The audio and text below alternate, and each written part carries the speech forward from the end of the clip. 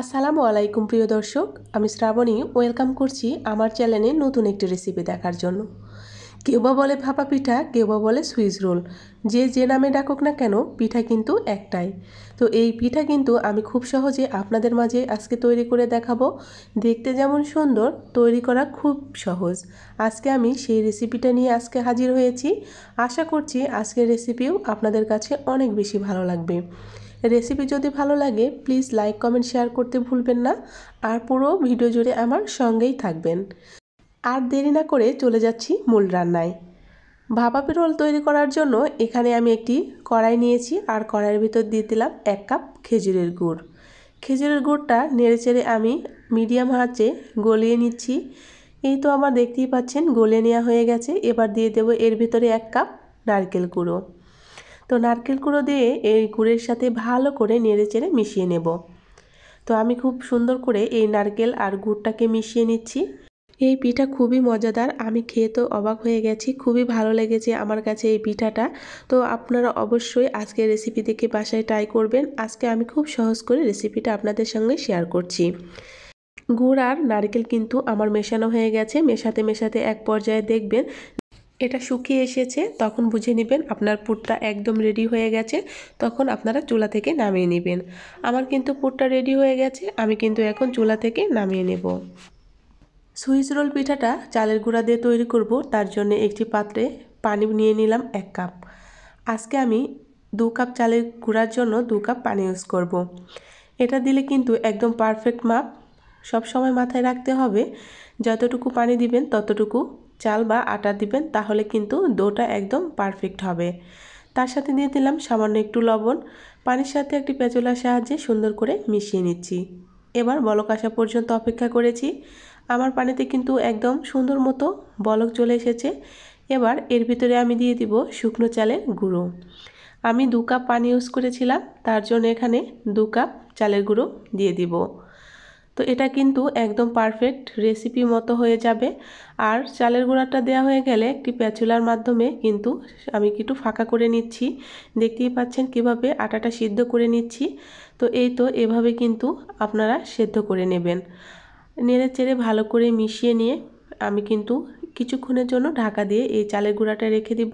তাহলে আমার কিন্তু ডোটা একদম রেডি হয়ে যাবে। আমি কিন্তু সুন্দর মতো এই প্যাচুলার সাহায্যে পানির সঙ্গে মিশিয়ে নিচ্ছি। আজকের রেসিপি যদি একটুকু ভালো লেগে থাকে অবশ্যই কমেন্ট বক্সে জানাতে ভুলবেন না। আজকে যদি আমার চ্যানেলে কোনো নতুন বন্ধু থেকে থাকেন চাইলে চ্যানেলটি সাবস্ক্রাইব করে আমার পাশে থাকতে পারেন। আর আজকের ভিডিওটি যদি আপনি ফেসবুক পেজ থেকে দেখে থাকেন চাইলে পেজটিকে ফলো দিয়ে আমার সঙ্গেই থাকবেন। গরম থাকা অবস্থায় আমি কিন্তু এই ডোটা প্লেটে নিয়েছি, আর খুব বেশি গরমও না খুব বেশি ঠান্ডাও না, এমন অবস্থায় কিন্তু ডোটাকে সুন্দর করে রোল করে নেব। দেখতেই পাচ্ছেন আমি হাত দিয়ে চেপে চেপে ডোটাকে একদম নরম করে নিচ্ছি। তো চেষ্টা করবেন এটা করতে, না হলে আপনার পিঠার যে ফিনিশিংটা সুন্দর হবে না।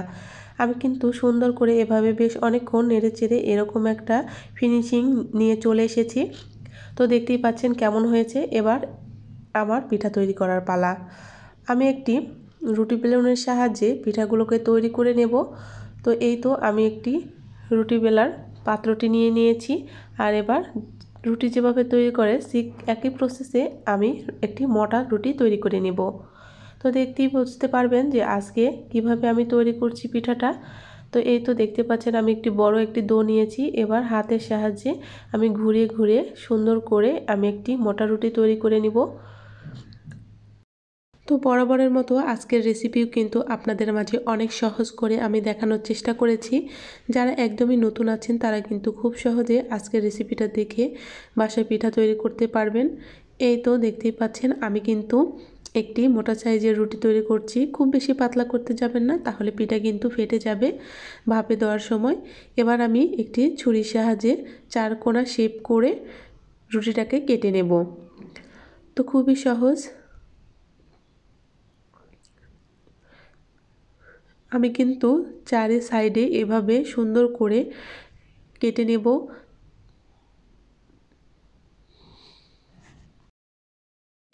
আমি কিন্তু সুন্দর মতো চারি সাইডে এভাবে ছুরির সাহায্যে কেটে নিচ্ছি, আর আমার কিন্তু একটি স্কোয়ার শেপের রুটি কিন্তু হয়ে গেছে।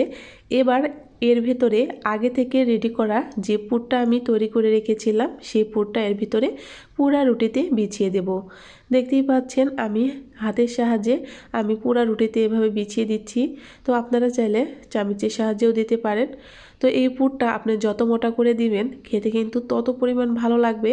আর এই তো আমি ঠিক এমন রেখেছিলাম। এবার হাত দিয়ে একটি সুন্দর একটি রোল করে নেব।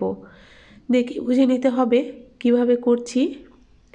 তো এই তো এভাবে একটি সুন্দর রোল করে নিলাম। তো হয়ে গেল আমার সুইস রোল ভাপা পিঠার তৈরি করা একটি।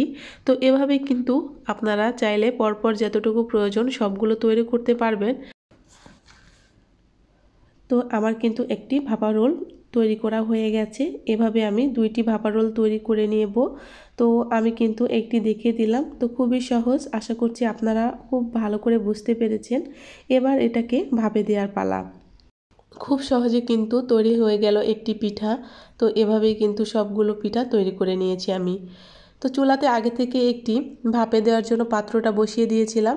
এর ভিতরে তৈরি করা পিঠাটা আমি দিয়ে দেব আর ঢাকনা দিয়ে ঢেকে ভাপে দিয়ে দিব 20 মিনিটের জন্য। পিঠাটা দেয়া হয়ে গেছে, আমি এবার ঢাকনার সাহায্যে খুব সুন্দর করে ঢেকে দেব। আর এটাতে কিন্তু সুন্দর মতো ভাপ হবে আর পিঠাটা কিন্তু হয়ে যাবে। তো আস্তে আস্তে কিন্তু আমি পিঠাটা তৈরি করব।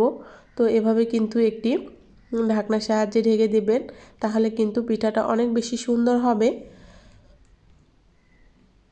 আমি 20 মিনিট পর ঢাকনাটা উঠিয়ে আপনাদেরকে একটু দেখিয়ে দিচ্ছি। দেখেন আমার পিঠা কিন্তু একদম রেডি হয়ে গেছে, খুব সুন্দর একদম উপরে কিন্তু সিদ্ধ হয়ে গেছে। আমি কিন্তু পিঠাটা এবার চুলা থেকে নামিয়ে ঠান্ডা করে আপনাদেরকে কেটে পরিবেশন করে দেখিয়ে দেব। পিঠাটাকে আমি চুলা থেকে নামিয়ে অনেকক্ষণ ঠান্ডা করে নিয়েছি। এবার একটি ছুরির সাহায্যে সুন্দর সুন্দর শেপ করে আমি পিঠাটা কেটে নিচ্ছি। আর পিঠাটা কাটা কিন্তু একটু কঠিন হয়ে যাবে, কিন্তু পিঠা অনেক নরম ভাপে দেয়া পিঠা, এই কারণে খুব সাবধানতার সাথে কাটতে হবে। তো এই তো আমি কিন্তু একটি ছুরির সাহায্যে আস্তে আস্তে পিঠাগুলোকে কেটে নিচ্ছি।